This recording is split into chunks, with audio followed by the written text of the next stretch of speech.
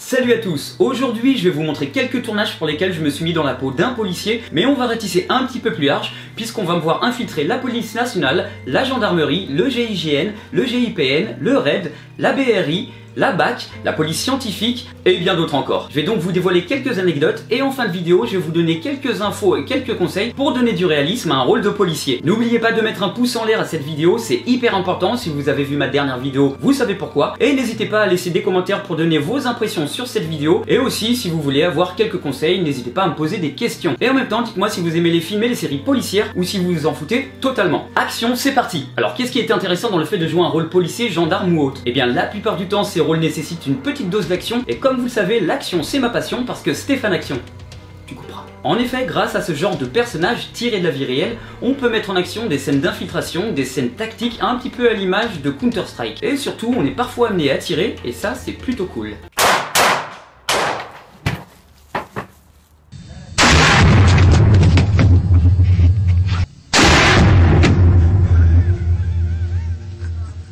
Le premier rôle que j'ai eu en tant que policier, c'était pour une série Canal+ qui s'appelle La Commune. J'avais un petit rôle en tant que flic de la BAC. Alors pour ceux qui ne savent pas, la BAC ça veut dire Brigade Anticriminalité. En gros, c'est un petit peu les flics en civil habillés un peu comme ça. Et des fois, ils ont le brassard orange. La scène était assez simple, je défonce la porte d'un appartement et je rentre avec mon équipe pour faire une perquisition. Bougez partout!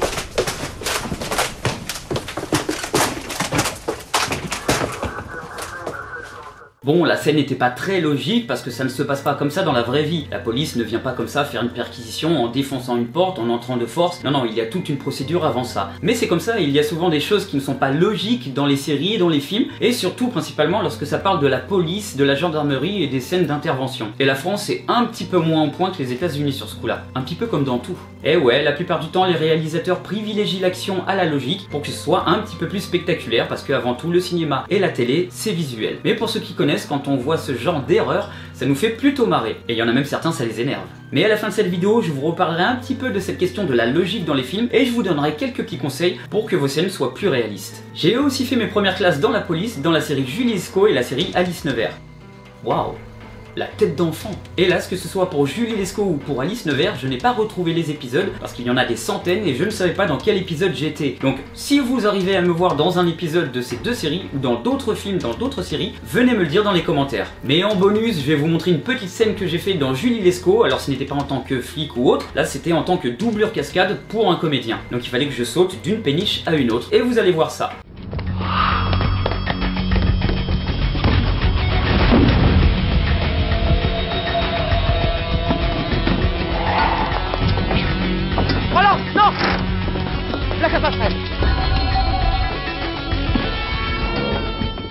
Comme vous l'avez vu, je fais la doublure cascade du personnage qui se fait poursuivre, mais le monteur a un petit peu merdé parce qu'à un moment donné, on voit mon visage. Voilà, alors que normalement la doublure cascade, on ne doit pas voir son visage.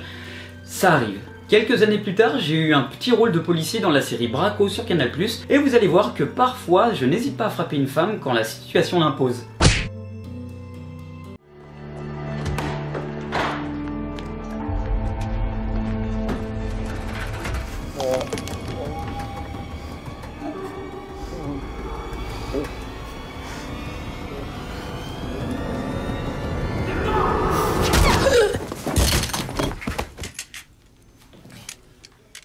On a pu aussi me voir encore en flic de la BAC dans le film Paulette, et vous allez voir, j'ai une petite anecdote à vous raconter sur ce tournage, et surtout un gros fail.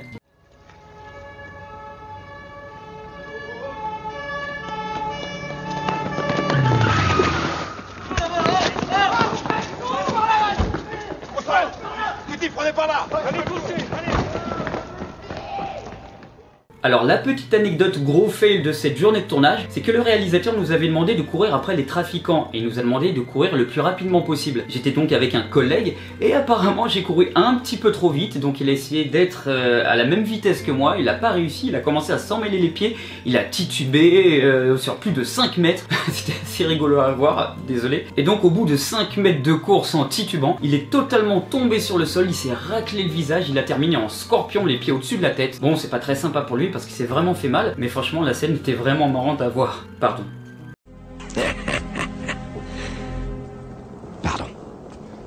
On m'a aussi vu dans une série sur France 3, une scripted reality. Vous savez, c'est ce genre de mini-série où les gens jouent mal. Philippe va être interpellé par la police. Il aurait été surpris en train de cambrioler une maison dans la région. Alors que s'est-il passé? Philippe aurait-il une double vie? Ou cet homme serait-il la victime d'une terrible machination? Écoutez, moi j'ai rien fait, j'ai hébergé un incestolac. Vous direz ça aux personnes concernées, d'accord? Pour l'instant, gardez le silence.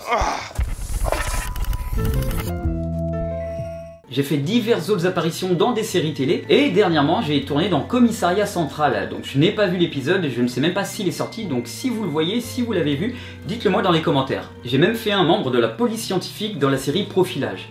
Ouais, moins top la tenue. Et on dirait que ça se voit sur ma tête que j'aime pas. À plusieurs reprises, j'ai aussi pu incarner des membres d'unités d'intervention comme le GIGN, le GIPN, la BRI et le RAID. Par exemple, pour le film Anti-Gang avec Jean Reno, on incarnait des membres de la BRI, mais aussi pour la série Léo Mattei. On y va.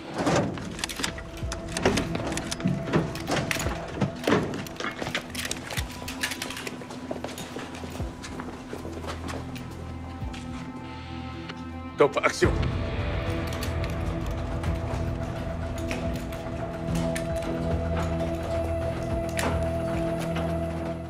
Il y a un mois de ça, j'ai aussi tourné dans un film japonais en tant que membre du GIGN. Et là-dedans, croyez-moi, il y avait du bon gros cliché sur la police.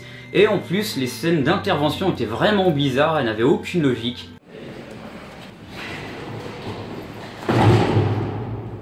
Ouais, ils sont vraiment perchés au Japon.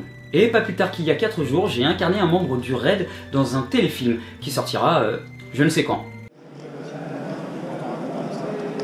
Il y aura une partie qui va se déplacer. Moi, je vais essayer de le ménager au maximum.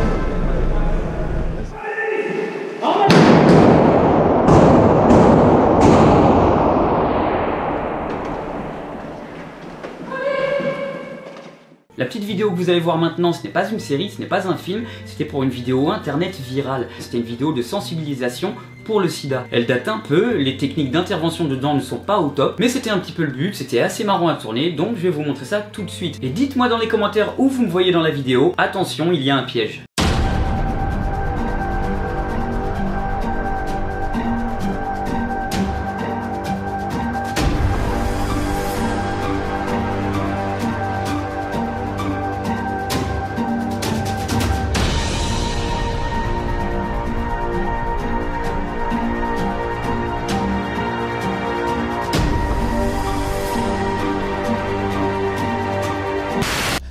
Encore une victoire pour l'USI.